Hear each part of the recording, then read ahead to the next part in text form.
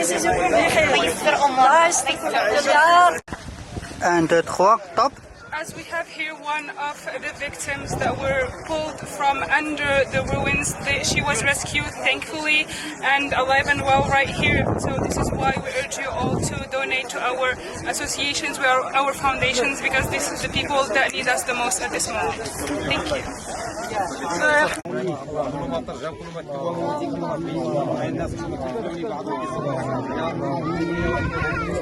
اخوانا على رسول الله افلاون اللهم صل على سيدنا محمد عبدك ورسولك النبي وعلى آله وصحبه وسلم. سبحان ربك رب العزة وسلام على المرسلين والحمد لله رب العالمين.